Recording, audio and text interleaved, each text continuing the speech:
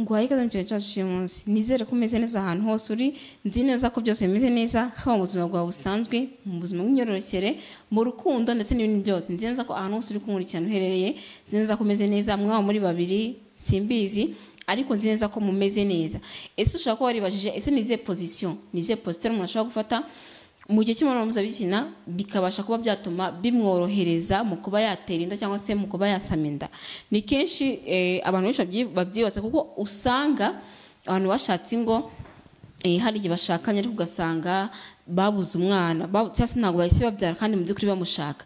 Aha ngaha rero bitandukanye mu Rwanda niho usanga bahita bashaka umwana, kuko burya kubyara gushakana tubifata nk'aho nyine ari gukuza umuryango cyangwa no gutuma umuryango udacika, bitandukanye no mu bindi bihugu. Mu bindi bihugu ho bashobora kuba bakiha umwaka cyangwa se imyaka 2 batari babyara, ariko mu Rwanda n'abantu bwabo ntabwo ushobora kubakira mu gihe utahise ubyara, bakuvuzaho induru byinshi bitandukanye, mbese kumva ko gushaka plus guhita umuntu abyara.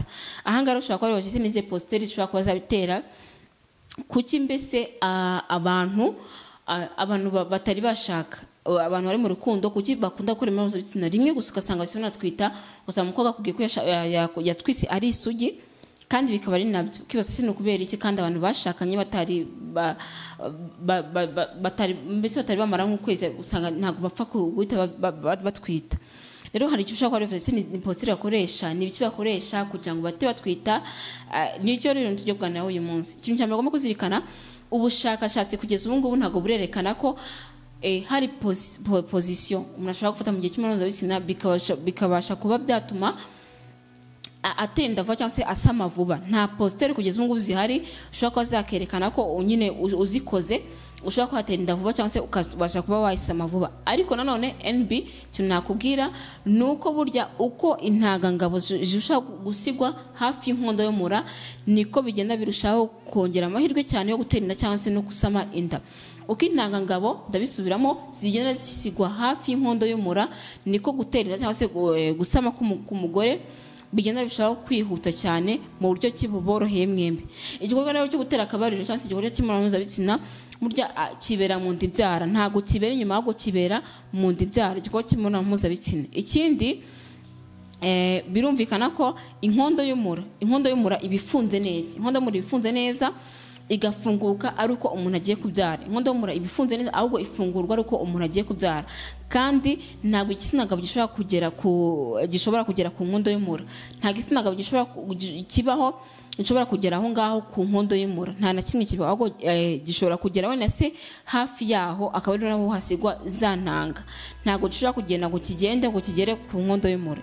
Rero intanga zasigwe hafi y'inkondo y'umura mu gihe mu imibonano mpuzabitsina akazisiga nyine kure, birumvikana izi ngizi zibasha koga neza nta kibazo, ziroga neza nta kibazo, kuko birumvikana niba ziri koga zigeze guhura za ntangangore zinjire. Aha ngaha hari ububobere bwinshi cyane, hari ububobere nyine zirabasha koga neza kandi zibashe kugera hahandi hatarimo nyinshi zapfuye, kuko uko yasize hafi, uko yasize intangangabo hafi plus zigenda zoga zibigoye, hakabamo izipfa nyinshi zikageraho zitakimeze nka kwa wundi bwa mbere, kwa wundi zari zingana. Ariko iyo maze kuzisiga kure hafi y'inkondo y'umura zirahita zoga, kuko hari ububobere zirahita zoga no zibashe kugenda zikiri nyinshi, zibashe kuba zahura za ntangangore zitari zanapfa, cyangwa se zibashe kuba zagira n'ahandi zitegerereza, ariko nabwo zitari zapfa mu nyinshi, nubwo hari n'izipfa. So rero umugabo aba agomba gukora ku buryo yinjizamo igitsina kiwe akakigeza kure. Umugabo agomba gukora ibishoboka byose akabasha kuba yakora ibishoboka byose. Sinzi niba ni posture cyangwa se niba agiye kurangiza, niba ukunze ko akorera inyuma, ariko ajya kurangiza akabasha kuba yakinjizamo igitsina kiwe akagishiramo imbere cyane, kugira ngo abashe nyine kuba yageza handi hafi y'inkondo y'umura, akaba ariho agomba kuba yazisiga mu gihe agiye kurangiza. Ikindi nanone ngiye kubwira nyine posture cyangwa se position mushaka mwakoresha, position mushaka mwakoresha kugira ngo wenda se igitsina nyine kibashe kuba cyagerayo kure cyane, kugira ngo abashe kuba yazisiga hafi y'inkondo y'umura, akaba ariho nyine byaba byiza kurusha kwihuta gutera inda cyangwa se kwihuta gusama. Nkuko nababwiye ko ubushakashatsi ntabwo burerekana ngo zino posture zose zishobora kuba zakora ibyo bintu, ariko nanone nkubwira ko ubushakashatsi buvuga ko uko intangangabo zisigwa hafi y'inkondo y'umura niko byiyongera cyangwa se niko byorohereza kuba inda yasamwa. Izi positeri rero ziratuma ngiye kubwira ziratuma umugabo azabasha kurangiza igitsina cyiwe cyagezemo kure cyane, bibasha nyine kuba byatera ibyo ngibyo byo kuba wasama vuba mu gihe uri umugore, mu gihe ushaka kuba wabyara bizagufasha. Iya mbere rero ni missionary ni position iri isanzwe abantu bakunda gukora yandi umugabo ari hejuru. Mu gihe umugabo ari hejuru umugore ari hasi birumvikana, iyi ngiyi positeri azatuma igitsina cy'umugabo cyinjira mu gitsina cy'umugore cyane kandi kigere kure.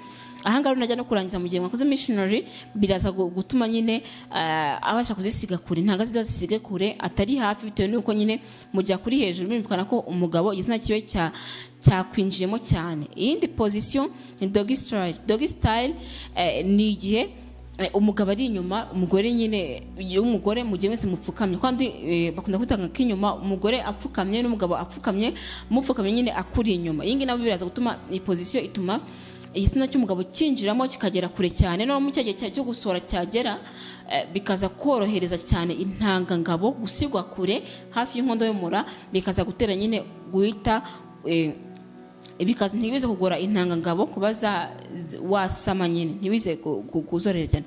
Impamvu ndi kubibwira nkubwira none ni uko ushobora gusanga impamvu mudasama si ikibazo cya position, ahubwo hari ukuntu nyine mushaka kuvuga ati hari n'igihe uguma mukorera inyuma, ari ugasanga nyine umugabo umusore ahise arangiza mukiri gukorera inyuma nyine za ntanga, ahubwo ugasanga nyine azikumenyeho gusa, azigusutseho, birumvikana ntabwo yazishyizemo imbere. Ariko iyo yazishyizemo imbere biroroshye cyane kuba watwara inda cyangwa nawe kuba watera inda.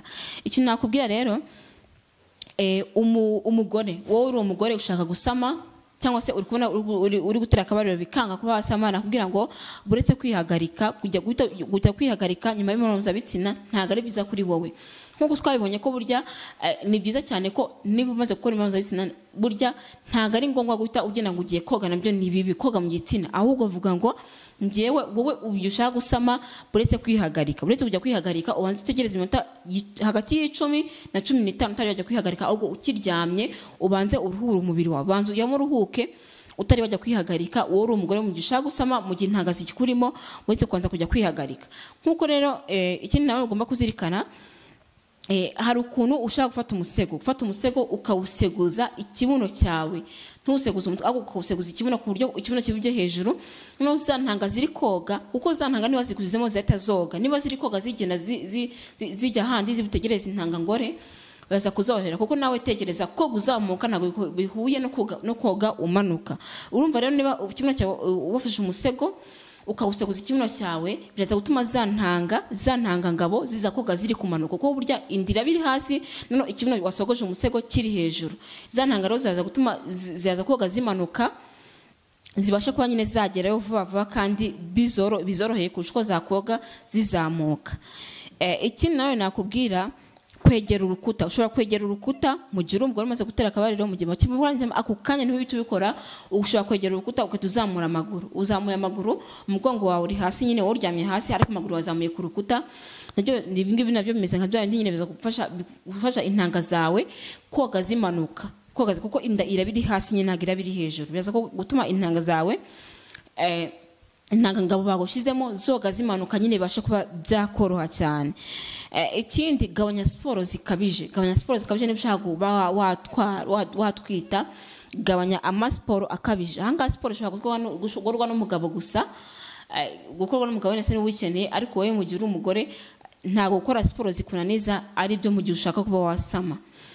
Ikindi, kubona amasohoro. Hari ukuntu ushaka kubona amasohoro bari bagushizemo asohotse, ushaka kuvuga cyangwa ushaka kubona uri ku buriri, ariko menya ngo ntago kuba amasohoro asohotse ntago ari ngombwa ntago ari kuvuga ngo ngewe nyine ngo amasohoro se yari yanshizemo ngarasohotse, cyangwa ugiye kunyara uhita ubona ngo amasohoro se ngarasohotse. Oya, ahubwo ay'ingenzi y'amasohoro ya nyayo aba yamaze kugenda kure, maze yatangiye koga, kandi ntago ari busohorwe nuko ngo ugiye kunyara inkari, cyangwa se ntago ari busohorwe nuko ngo intanga zisohotse zanzurebesha amaso yawe zisohotse. Mu gihe maze gutera akabariro ntago ari zo mu by'ukuri zibasha kuba zagira uruhare cyane cyane mu kuba waterwa inda no kuba wayitera, ahubwo menya ngo biraza gutuma ibyandi ntago nyine ntago ari ngombwa ntunabyiteho cyane, ntago byatuma udatwara inda ngo uvuga ngo zasohotse. Oya, ntawe babihuriye.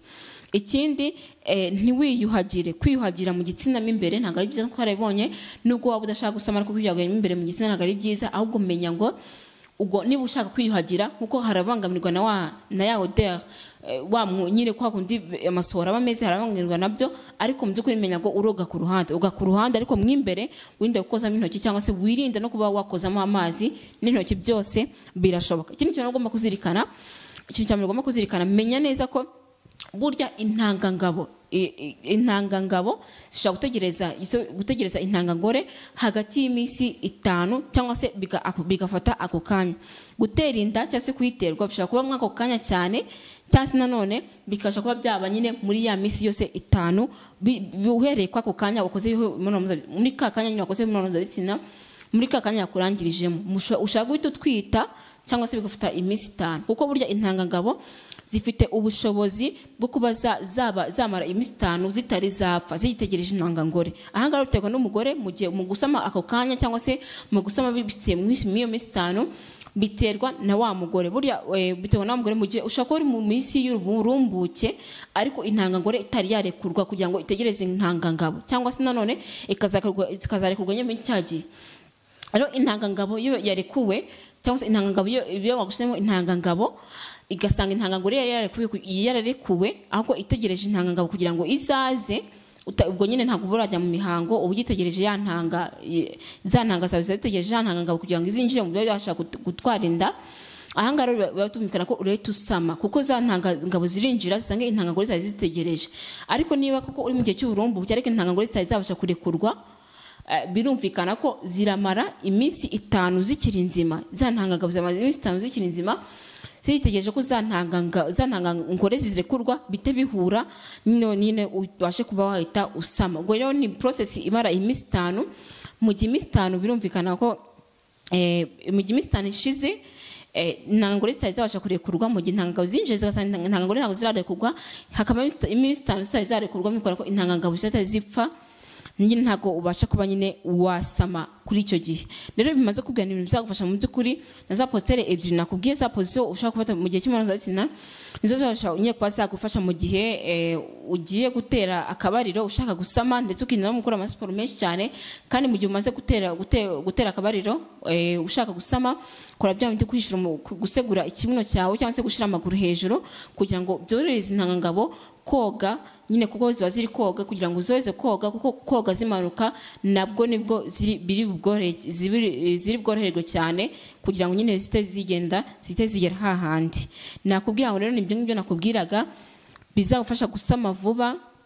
Mu gihe wowe ushobora kuba ushaka gusama vuba mu gihe byabuze, hari uburyo ushobora kuba wakoresha ubwo buryo bigata byoroha cyane. Nakubwira ngo rero icyifuzo cyose cyangwa igitekerezo muri comment hasi, nyandikira comment hasi kugira ngo nze kugusubiza. Kandi ndabikunda cyane burya nkomeje gushimira bamaze kunyereka comment hasi yabo, bambwira ibibazo bafite, ibitekerezo. Ndabikunda cyane burya kandi bimenyeka ko turi kumwe.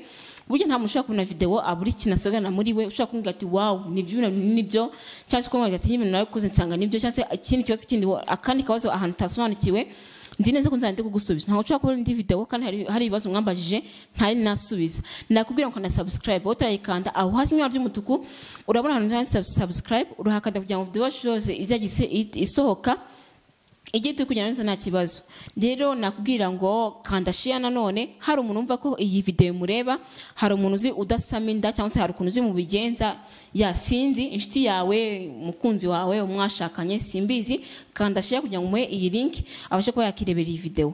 Nkuko maze kumenya rero mwari kumwe nanjye Zere Mupenzi Lisi. Bye bye, ndabakunda cyane.